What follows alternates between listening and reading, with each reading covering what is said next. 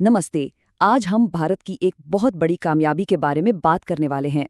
एक ऐसी छलांग जिसने न सिर्फ देश के भविष्य को बल्कि पूरी दुनिया को एक नई राह दिखाई है। तो ये बड़ी खबर आखिर है क्या? ये नंबर देखिए, 50% से ज्यादा। ये आंकड़ा भारत के एनर्जी सेक्टर के लिए एक बहुत बहुत बड़ा मील का पत्थर है।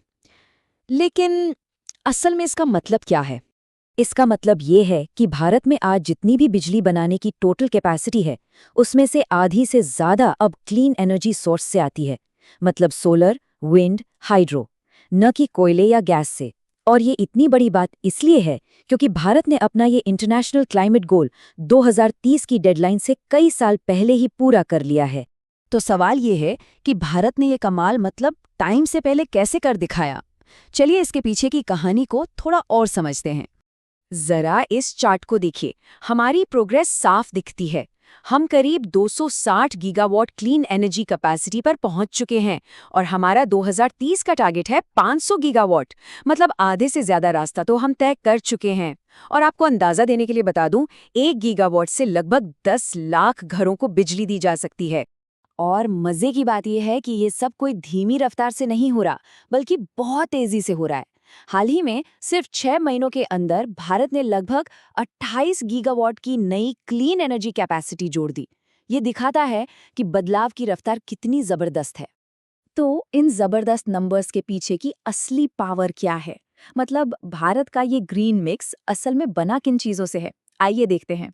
अगर आप देखें तो इस पूरी क्रांति का हीरो है सोलर पावर, जो 130 गीगावाट से भी ज्यादा है। ये कुल क्लीन एनर्जी का लगभग आधा हिस्सा है। इसके ठीक पीछे है विंड एनर्जी, और फिर हाइड्रो और न्यूक्लियर पावर जैसे दूसरे जरूरी सोर्स भी हैं जो इस मिक्स को पूरा करते हैं। देखिए, ये कामयाबी किसी एक चीज की वजह से नहीं मिली। ये नतीजा है सोलर पावर में जबरदस्त बढ़ोतरी का, विंड एनर्जी में लगातार ग्रोथ का और हाइब्रिड प्रोजेक्ट्स का, जहां दोनों को मिलाया जाता है। और इन सब के पीछे हैं सरकार की मजबूत नीतियां, जिन्होंने इस बदलाव को मुमकिन बनाया है। लेकिन रुकिए, ये कहानी सिर्फ आंकड़ों की नहीं है। इसका असली मतलब, इसका महत्व बहुत गहरा है। आखिर ये इतना जरूरी क्यों है? और ये सिर्फ पर्यावरण की बात नहीं है। ये टेबल देखिए, इसका असर हमारी एनर्जी सिक्योरिटी, हमारी इकोनॉमी और दुनिया में भारत की पहचान सब पर पड़ता है।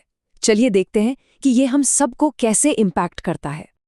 अब ग्लोबल लेवल पर देखिए, इस एक अचीवमेंट ने G20 और कॉप जैसे बड़े मंचों पर भारत की आवाज को कितना बुलंद कर दिया है। भारत अब दुनिया से कह सकता है, देखिए हमने कर दिखाया है। ये दूसरे विकासशील देशों के लिए एक मिसाल है और क्लाइमेट चेंज पर होने वाली बातचीत में भारत को एक मजबूत बढ़त देता है। और अपने देश के लिए तो इसके फायदे और भी बड़े हैं। अब हम बाहर से आने वाले कोयले और गैस पर कम निर्भर रहेंगे, जिससे हमारी अर्थव्यवस्था दुनिया के प्राइस शॉक से बची रहेगी। और सबसे जरूरी बात, ये ग्रीन सेक्टर हजारों नई हाई स्किल नौकरियां बना रहा है, जो भविष्य के लिए एक मजबूत वर्कफोर्स तैयार कर रहा है। तो अब आगे क्या? भारत का अगला बड़ा कदम क्या होने वाला है? इसका जवाब समंदर की लहरों में है। ऑफशोर विंड एनर्जी, यानी समंदर में पवन चक्कियां लगाना। अब सवाल ये है कि समंदर में पवन चक्कियां लगाना इतना बड़ा गेम चेंजर क्यों है? सीधी सी बात है, समंदर में हवा ज्यादा तेज और लगातार चलती है। इससे हमें एक स्थिर और भरोसेमंद बिजली सप्लाई मिलती है, जिसे बेस लोड पावर कहते हैं। ये सोलर एनर्जी की उस चुनौती को हल करता है जो सिर्फ दिन में काम करती है। और इसकी जो पोटेंशियल है, वो तो बस कमाल है।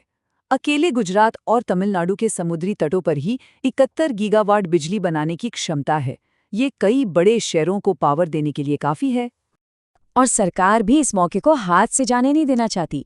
इन बड़े प्रोजेक्ट्स को हकीकत बनाने के लिए एकदम कमर कस ली है। मंजूरी की प्रक्रिया को आसान बनाया जा रहा है, इन्वेस्टर्स को बुलाने के लिए फाइनेंशियल मदद दी जा रही है और बंदरगाहों को इन विशाल पवन चक्कियों के लिए तैयार किया जा रहा है। तो अब उस बड़े टारगेट तक पहुंचने का पूरा रोड मैप क्या है? 2030 तक 500 गीगावाट। देखिए, आगे का रास्ता 4 मजबूत पिलर्स पर टिका है। पहला, एक मजबूत ग्रिड, ताकि बिजली देश के कोने कोने तक पहुंच सके। दूसरा, एनर्जी स्टोरेज, ताकि जब धूप ना हो या हवा ना चले तब भी बिजली मिले। तीसरा, सारे उपकरण भारत में ही बनाना। और चौथा, हर घर की छत को एक छोटा पावर प्लांट बनाना। इस पूरी सोच को एक लाइन में बहुत खूबसूरती से कहा गया है, ये भारत को एक ऐसे देश से बदल देता है जो सिर्फ रिन्यूएबल एनर्जी का इस्तेमाल करता है, एक ऐसे ग्लोबल हब में जो इसे बनाता भी है और एक्सपोर्ट भी करता है। तो भारत की ग्रीन एनर्जी की कहानी वाकई में कमाल है, लेकिन सबसे बड़ा सवाल अब ये है, क्या हम इस एनर्जी को 24 घंटे, सातों दिन हर घर तक पहुंचाने के लिए ज़रूरी स्मार्ट ग्रिड और स्टोरेज सिस्टम बना सकते हैं? ये अगली बड़ी चुनौती है और इसका जवाब ही हमारे आने वाले कल को तय करेगा। सोचने के लिए एक बहुत ज़रूरी सवाल।